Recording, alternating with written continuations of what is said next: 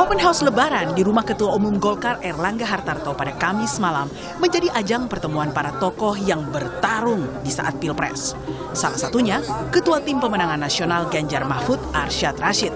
Arsyad yang juga merupakan Ketua Kadin ini mengaku kedatangannya ke rumah Erlangga sama sekali tak membawa misi politik. Kalau saya kan bicaranya lebih semua itu silaturahmi, ya kan. Pak Rosan juga silaturahmi, saya juga silaturahmi gitu kan. Jadi sekarang ini ya tadi bicaranya kalau sekarang ini dua cuman bicara silaturahmi kan walaupun gimana persaudaraan di antara kita semua dan utamanya tadi ekonomi, ya. Adapun Rosan Roslani yang merupakan Ketua TKN Prabowo Gibran mengaku silaturahminya ke rumah Megawati di hari Lebaran pertama murni kunjungan Lebaran. Menurut Rosan, Megawati lebih banyak menceritakan falsafah hidup berkeliling Indonesia. Ya, beliau menyampaikan ini filsafah hidup, kemudian sharing cerita beliau itu bagaimana keliling Indonesia ke Papua, ke Kalimantan, ke Maluku, kemudian lebih banyak menceritakan inilah pelajaran hidup filsafah hidup yang di-sharing ke saya, itu aja sih. Dan hadirnya Prabowo di Open House Erlangga tak luput dari incaran wartawan untuk meminta kepastian soal kapan dirinya jadi bertemu dengan Megawati. Gimana sih? Namanya Lebaran ya kan? Namanya Lebaran silaturahmi. Silaturahmi ya kan? Tapi ada kawan baik, sahabat baik. Jadi bagaimana sih kalau sahabat baik ketemu ya pasti, ya kan? Pasti lama ya? Pasti lama. Pasti lama. Tapi ada bertemu sama sahabat lama misalnya sama Bu Mega nggak Pak gitu Pak? Sinyal rekonsiliasinya Pak makin kuat nggak sih Pak? Maaf lahir batin ya. Maaf lahir batin. Hati-hati. Silaturahmi antar kubu di Pilpres saat Lebaran bisa jadi menjadi jembatan untuk mempertemukan dua tokoh besar, yakni Megawati dan Prabowo. Apalagi keduanya diakui tak punya sejarah berkonflik. Ada dua penafsiran. Jangan-jangan memang rencana pertemuan ini hanya murni pertemuan antara kedua tokoh ini, nggak ada kaitannya dengan Pak Jokowi. Tapi ada juga yang menafsirkan bahwa ini adalah pertemuan yang sangat mungkin akan menjadi bridging yang akan menjembatani soal bagaimana ke depan bisa mempertemukan antara Jokowi dan Bu Megawati. Kan di situ yang ramai. Momen bertemunya Megawati dan Prabowo akan menjadi momen besar politik nasional pasca Pilpres. PDIP sebagai partai pemenang pemilu pun bahkan sudah menugaskan Puan Maharani untuk membangun komunikasi dengan Prabowo. Meski masih ada sosok Jokowi yang disebut-sebut bisa jadi penghalang. Tim Liputan, Kompas TV.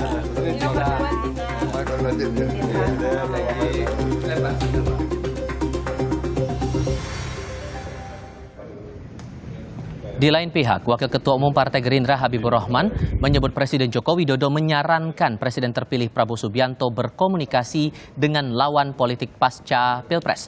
Ia tidak menjelaskan kapan saran Jokowi untuk merangkul lawan politik itu disampaikan. Namun Prabowo, perlu diingat saudara, sudah 2 kali bertemu Presiden Joko Widodo di Istana saat Hari Raya Idul Fitri.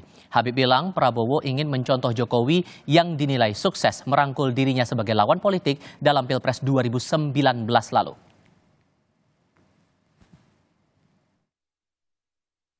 Memang Pak Prabowo itu selalu mengatakan kepada kami, beliau banyak belajar dari Pak Jokowi soal kepemimpinan, bagaimana memimpin negara dengan efektif, dari komunikasi mereka kan bagaimana mengimplementasikan politik merangkul.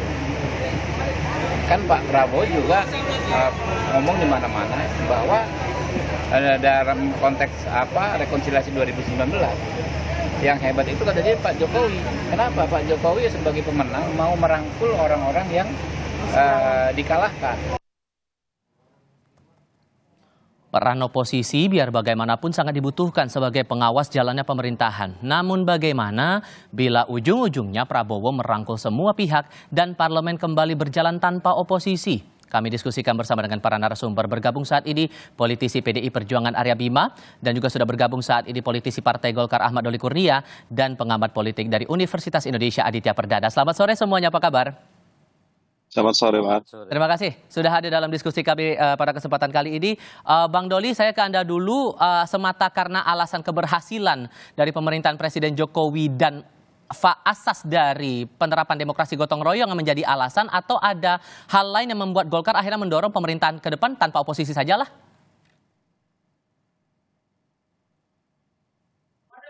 Bang Doli? Kita coba perbaiki komunikasi terlebih dahulu dengan Bang Ahmad Doli Kurnia. Mas Bimo, membaca pernyataan yang disampaikan oleh Pak Bambang Susatyo ditambah lagi dengan pernyataan Habibur Rahman dengan menilai ada keberhasilan di Presiden Jokowi tanpa oposisi, menurut Anda cukup beralasan tidak? Tanpa oposisi memang secara konstitusional kita tidak ada ya partai oposisi dalam sistem Undang-Undang Dasar 45 kita atau dalam sistem demokrasi Pancasila kita.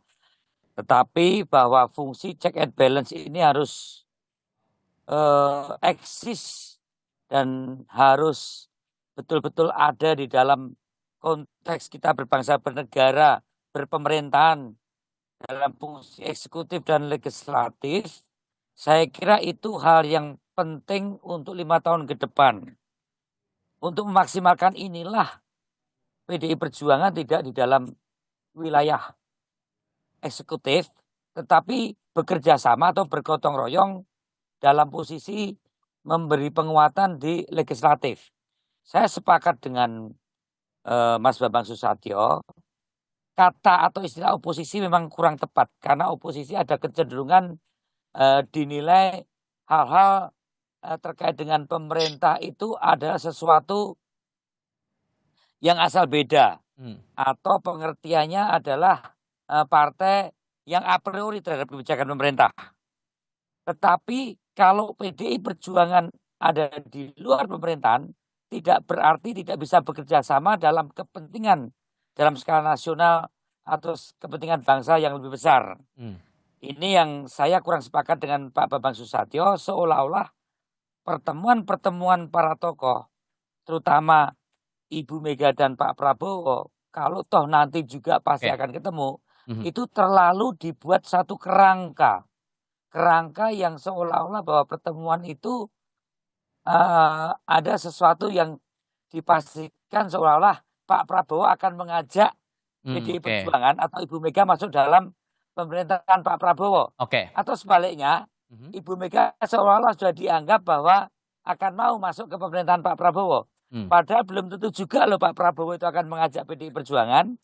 Dan belum tentu juga Ibu Mega atau PDI Perjuangan mau masuk dalam pemerintahan. Yang penting menurut saya, pertemuan itu selalu baik. Apalagi pertemuan itu mempunyai tujuan yang baik. Nah, mengenai hal-hal yang terkait pembicaraan, saya kira Pak Prabowo dan Ibu Mega adalah negarawan yang mempunyai ketulusan, kejujuran, dan ini penting supaya kedua tokoh ini tahu persis posisi kedua beliau masing-masing. Atas pernyataan tadi, Mas Bimo tidak setuju dengan pernyataannya Pak Bamsud soal tidak ada oposisi di pemerintahan nih, Bang Doli. Anda meresponnya bagaimana tuh? Iya, pertama saya kira kita harus bisa memahami.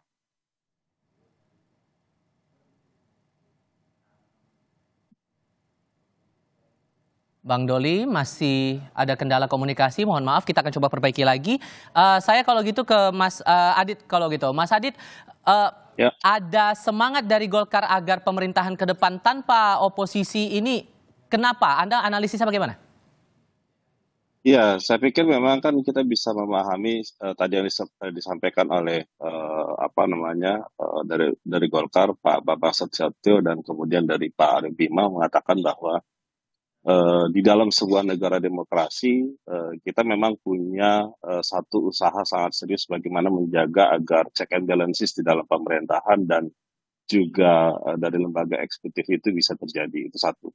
Dan soal itu memang tidak ada tawar-menawar ya, bahwa kalau kita ingin terus bertahan di dalam sebuah negara demokrasi, maka itu ada hal yang urgent dan penting. Namun memang problem oposisi ini terutama di Indonesia ya, itu menjadi sebuah diskusi yang saya pikir terutama di kalangan elit politik ya, terkesan memang itu sangat diametral gitu ya, sehingga itu kesannya juga seakan-akan selalu berlawanan gitu ya dengan pemerintahan. Padahal itu biasa terjadi di negara-negara yang parlementer gitu ya. Padahal kita juga mengadut presidensial. Nah ini yang kerap kali memang sebagai sebuah diskursus menjadi sebuah diskusi yang dalam pandangan saya seharusnya sama aja gitu ya. Check and balances dan juga oposisi itu seharusnya berada dalam koridor yang sama gitu ya. Karena tujuannya tentu juga berupaya untuk menjaga, mengontrol pemerintahan agar tidak terjadi abuse of power dan sebagainya, Mas. Nah, cuman memang terminologi ini kerap kali menjadi satu isu. Nah, pertanyaannya kemudian kenapa Golkar punya posisi terkait dengan menjadi bagian dari itu? Karena memang sejarahnya Golkar itu sepengetahuan saya menjadi bagian dari pemerintahan dari awal sampai sekarang gitu. Jadi belum pernah menjadi di luar dari pemerintahan. Itu saya pikir positioningnya itu sangat jelas di Golkar kalau terkait dengan itu. Ini menurut pandangan saya. Oke, tahan dulu di situ. Saya coba tanyakan lagi ke Bang Doli. Ada pandangan berbeda nih dari PDI Perjuangan atas pernyataan Pak Bambang Susatyo itu masalah pemerintahan tanpa oposisi nih. Bang Doli, gimana tuh meresponnya kemudian?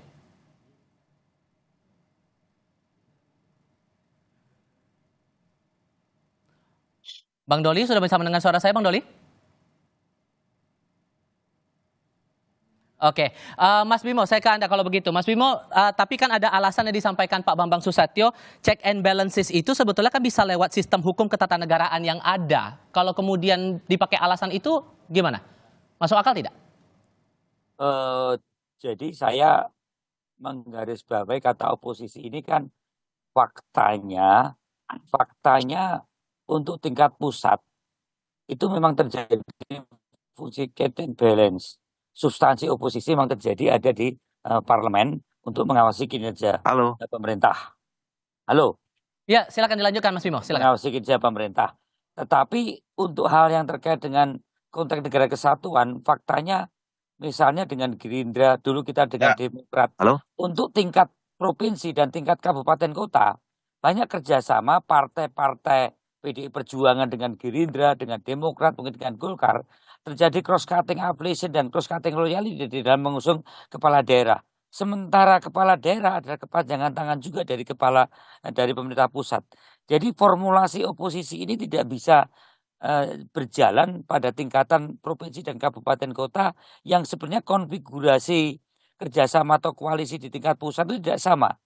Maka tadi saya katakan kalau oposisi itu dipakai sebagai cara pandang itu terlalu ekstrim karena ada kecenderungan bisa asal beda, bisa a priori, bisa terus mengkritisi pemerintah.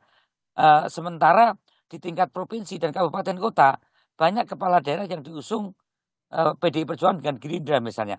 Ini saya kira betul dari apa yang dikatakan Pak Aditya di dalam memaknai check and balance dan oposisi ini kita perlu mendiskusikan di dalam konteks berbangsa dan bernegara, dalam konteks negara kesatuan dan juga dalam demokrasi yang diusulkan tadi oleh Mas Bambang Susatyo gotong royong. Takutnya kalau gotong royong sama sekali tidak terjadi check and balance. Sehingga kalau kita memproyeksikan dari peristiwa yang terjadi sebelumnya, sorry saya potong Mas Bimo, kalau kita proyeksikan dari peristiwa sebelumnya Pak Roslan datang ke Bu Mega sampai 2 kali di Hari Raya Idul Fitri, apakah kemudian ini bisa dikatakan bahwa memang sudah ada godaan untuk PDIP diajak gabung, dirangkul untuk kepemerintahan, atau gimana nih?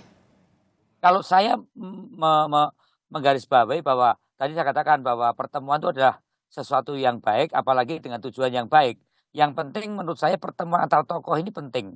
Ya bertemu dulu, kemudian bagaimana tahu pikiran, tahu pendapat, tahu pendirian dari masing-masing, misalnya Ibu Mega dan Pak Prabowo. Kemudian dari tahu pikiran, tahu pendapat dan sikap masing-masing itulah kemudian akan saling menghargai dan saling menempatkan supaya tidak terjadi berbagai hal, pikiran-pikiran yang buruk atau tuduhan-tuduhan yang buruk antara satu tokoh dengan yang lainnya. Saya kira Pak Prabowo juga akan memahami posisi politik yang diambil Bu Mega dan demikian juga Pak Prabowo, Bu Mega juga akan memahami. Oke, Mas Bimo tahan dulu. Kita ini kebetulan sudah bisa bergabung lagi dengan Bang Doli. Bang Doli merespon ada pendapat berbeda soal pemerintah tanpa oposisi ini. Sejauh mana sebetulnya Golkar mencermati ini? Apa plus minusnya atau plusnya yang lebih banyak dari pemerintahan tanpa oposisi ini, Bang?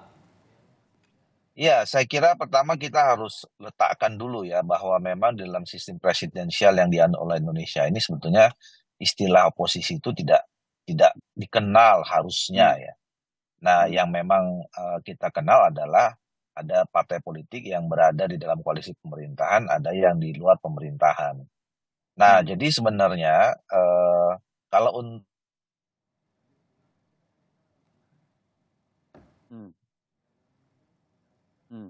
Oke, kita coba perbaiki kembali komunikasi kami dengan Ahmad Doli Kurnia, politisi dari Partai Golkar. Saya ke Mas Adit kalau begitu. Mas Adit, dengan beda pandangan seperti ini, kansnya berapa besar ya kemungkinannya dengan banyak dinamika yang muncul di hari Lebaran, pertemuan antara Pak Roslan dengan Bu Mega sudah 2 kali, kemudian Pak Arsyad juga kemarin sudah bertemu dengan Erlangga dalam acara halal bihalal waktu itu atau open house, itu kansnya gimana? Ya, saya pikir kan memang rekonsiliasi Lebaran ya. Setiap Lebaran memang selalu disituasikan untuk upaya menjaga silaturahmi politik yang kemudian berujung apakah kemudian menjadi bagian dari pemerintahan kekuasaan atau tidak gitu. Terutama spekulasi ini muncul terutama kepada PDIP ya, yang tadi disampaikan oleh Mas Aryo Bimo juga. Nah, pertanyaannya itu menjadi penting. Kunci itu karena PDIP itu menjadi salah satu partai besar gitu ya hari ini.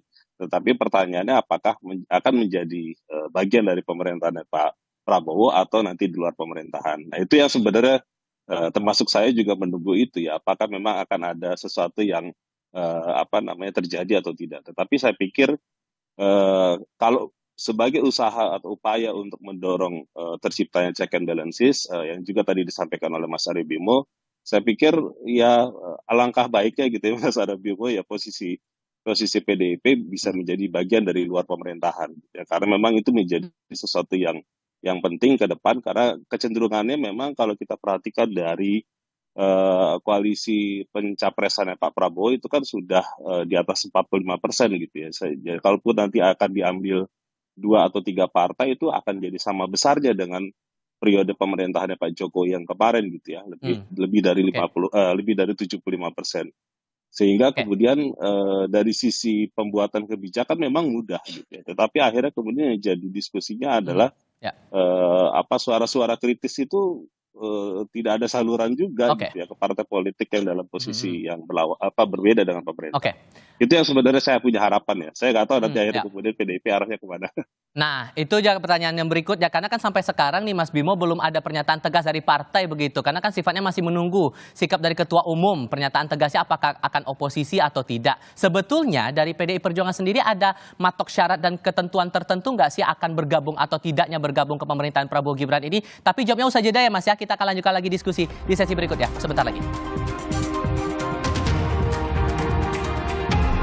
Masih melanjutkan diskusi bersama dengan Arya Bima, lalu Aditya Perdana, dan sekarang sudah tergabung lewat sambungan telepon Bang Ahmad Doli Kurnia. Bang Doli masih mendengar suara saya Bang ya? Ya.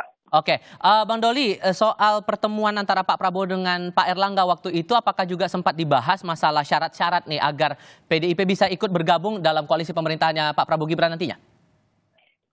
Nah, sebenarnya kan dari awal narasi yang disampaikan oleh Pak Prabowo itu kan bagaimana supaya Indonesia 5 tahun ke depan ini kita membutuhkan energi yang cukup besar, dan syaratnya itu adalah menjaga persatuan kesatuan. Jadi sebisa mungkin kalau memang semua elemen bangsa ini bisa bersatu bersama-sama bersinergi dengan pemerintahan Pak Prabowo dan Mas Gibran di 5 tahun ke depan, itu akan lebih baik gitu. Nah, tetapi juga sekaligus saya akan mengatakan tadi, sebetulnya istilah oposisi itu kan di dalam sistem presidensial kita kan tidak dikenal, tidak relevan sebetulnya. Gitu. Nah, oleh karena itu yang namanya sinergi itu bisa berada di dalam pemerintahan, juga bisa di luar pemerintahan. Jadi sama mulianya sebetulnya, karena semua komitmen itu kan adalah bagaimana untuk membangun Indonesia ke depan dengan posisi dan implementasi peran masing-masing ya. Jadi peran di luar pemerintahan itu saya kira juga sama mulianya dengan peran yang ada di dalam pemerintahan. Nah, oleh karena itu bagi kami di Koalisi Indonesia Maju, apalagi Golkar ya, salah satu kenapa juga yang membuat kita memutuskan memilih Pak Prabowo, karena visi Pak Prabowo ini juga membangun kebersamaan dengan semua kekuatan elemen bangsa. Jadi buat kami nggak ada masalah kalau kemudian nanti misalnya ada partai-partai lain di luar partai Koalisi Indonesia Maju itu bergabung di dalam pemerintahan. Tapi sekali lagi menurut saya itu kan semua tergantung pilihan dari partai politik masing-masing yang harus kita hormati ya. Itu kedaulatan otoritas masing-masing partai politik. Kalaupun kemudian misalnya untuk pilihan ada partai politik yang kemudian mengambil pilihan berada di luar pemerintahan, yang namanya silaturahim itu kan tidak harus putus ya. Pertemuan komunikasi antar ketua partai politik, apalagi yang sekarang ditunggu antara Pak Prabowo dengan Ibu Megawati, ya saya kira itu baik-baik saja, apalagi untuk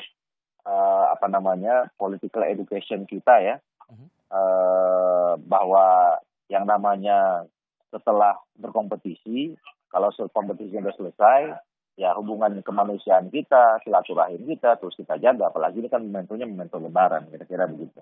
Tapi tawarannya ke PDI Perjuangan apa tuh Bang? Yang biar bisa ikut bergabung dalam koalisinya KIM? Saya kira sejauh ini belum sampai ya, kan kita tahu juga prosesnya masih bergulir ya, sengketa di Mahkamah Konstitusi juga belum selesai ya, nanti di bawah tanggal 22 untuk Pilpres, kemudian nanti di awal Mei dengan oleh Pileg gitu, dan nanti juga pelantikan presiden masih tanggal 20 Oktober. Saya kira masih terlalu dini kalau bicara tentang soal tawar-menawar. Kalau kemudian intinya sekarang komunikasi saja dulu ya, menyambung silaturahim ini kan penting ya, silaturahim kebangsaan itu penting, ini yang harus tetap kita jaga. Ini harus kita juga sampaikan ke publik bahwa di elit-elit politik walaupun kemarin sangat sekeras apapun ya, sedinamis apapun sengketa kompetisinya, persaingannya, tapi kalau sudah selesai ya sudah, apalagi sekarang ini Idul Fitri kan. Jadi saya kira belum ada bicara sampai ke hal-hal yang tawar-menawar dan semacam itu. Oke, semua bermula dari proses komunikasi dulu atau pertemuan antara Bu Mega dengan Pak Prabowo nih Mas Bimo. Tapi dari PDIP, apakah juga mematok syarat dan ketentuan kalau mau memilih untuk bergabung dan tidak ke pemerintahan ke depannya? Tampaknya masih... Oke, silakan Mas Bimo. Halo, posisi PDI Perjuangan pernah mengalami 10 tahun bekerja untuk bangsa ini dengan di luar kekuasaan.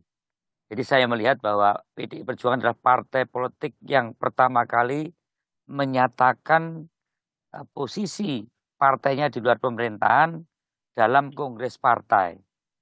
Jadi dalam kongres partai, PDI Perjuangan menyatakan tidak di dalam pemerintahan dan menempatkan sebagai partai yang akan melakukan pengawasan secara maksimal.